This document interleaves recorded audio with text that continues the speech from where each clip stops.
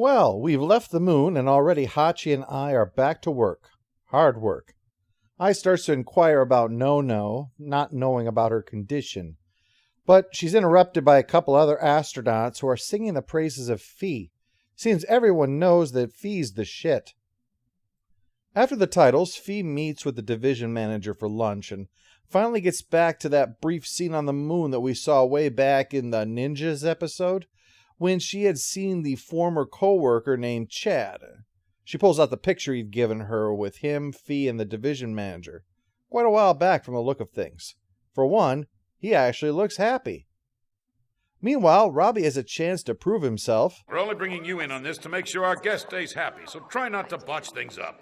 And all he has to do is live up to their low expectations of him. But that means he has a perfect view to see Fee and the division manager together, and jumps to the conclusion that something unofficial was going on between them, despite everyone else's assertions to the contrary. Well, he is correct. He just assumes that they'd been shagging, and that he was giving her money because they were breaking it off. I guess that's a thing. I is outraged. Fee is married, so she wouldn't do that, I insists. Not everybody is a sex maniac. Just the temp. They decide the only responsible thing to do is to spy on Fee's private business. Hachi is pretty disinterested. His only contribution is that if you're in love, a little thing like being married won't stop you. Ai doesn't seem to grasp his inability to give a shit, and so storms off to prove that she's not having an affair. Ai, quite naturally for her, decides that she's going to just go and confront the division manager and demand to know whether or not he's having an affair, because that's a completely normal thing to do. Hachi cannot convince her this course of action is stupid. Fortunately, Claire emerges right before she's about to go in, although she just pisses Ai off even more, referring to debris section as half section, despite Ai's protests, and telling her to mind her own damn business. Senpai, stay out of this, okay? Senpai? It sounds like you think you belong to some after-school club. A company is not like a family. If you divide everyone, there'll never be any love! I think she actually believes she made a compelling argument. Wow, that's quite a girl. She actually held her own against Claire, huh? Afraid not. She doesn't have the brains for that. Truer words were never spoken.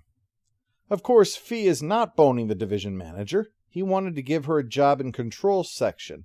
As a manager, actually. He wants someone who understands what it's like to work out there, working in control section. Plus, there are limits on how far you can go if you're working in space. It's why they joined Technora in the first place. But Ai interrupts, and Fee has strong opinions on that. He does have that coming. While Ai's butting in is irritating, he shouldn't have been spreading rumors like that. That was a dick move, and a kick to the chest is much deserved.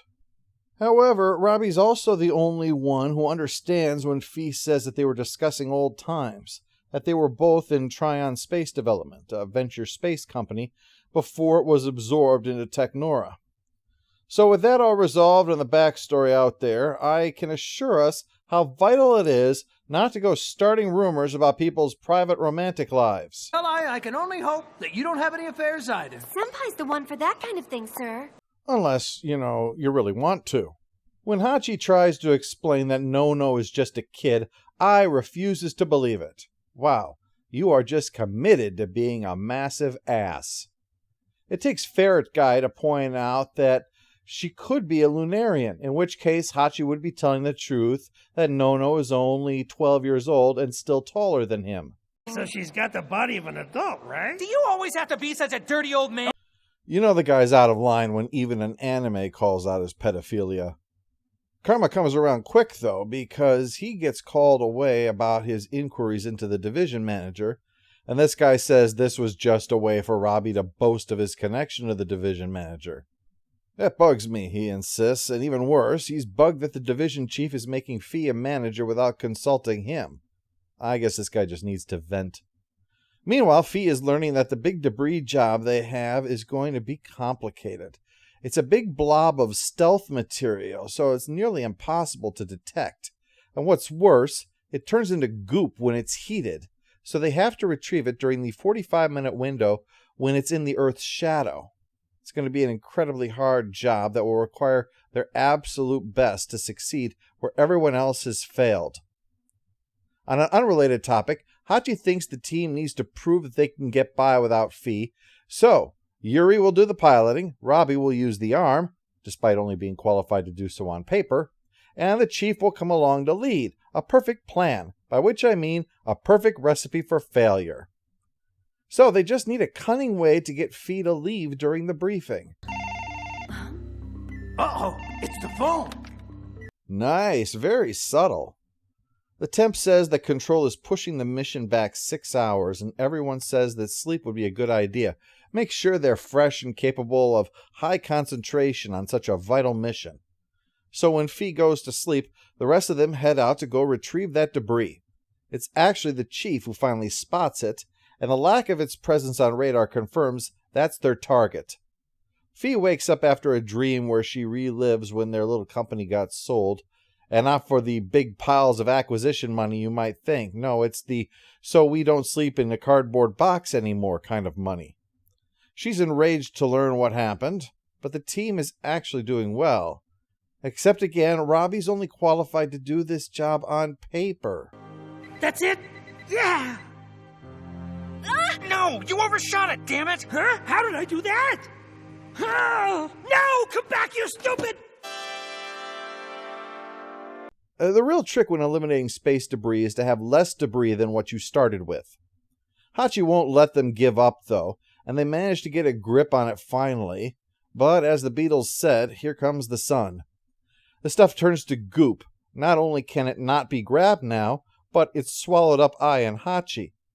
Well, Yuri figures incompetence got them into this, incompetence will get them out, and plans to put his boss in the pilot's seat so that he could do an EVA to try to rescue Ai and Hachi, despite the fact that Chief knows even less about piloting than Robbie does about using that arm. Fortunately, Fee steps in to give orders. Ai and Hachi try to get to the edge so some part of you is protruding out. Yuri, maneuver Toy Box so that it gets between the debris and the sun, so the shadow of the craft will cause it to return to a solid form. Hey, now, Chief! Yes? Don't do anything! I copy! Stick with a winning formula. With Fee's coaching, they manage to recover the goop, get Ai and Hachi out, and celebrate a job, well, a job technically completed. There's a nice scene closing this out where Fee and the boss discuss things, acknowledging the complications of the situation they're in. And not just technical, but the political and the economic ones too. All in all, it puts a nice bow on this episode. For all the essential issues, it acknowledges at the end, it's all about people.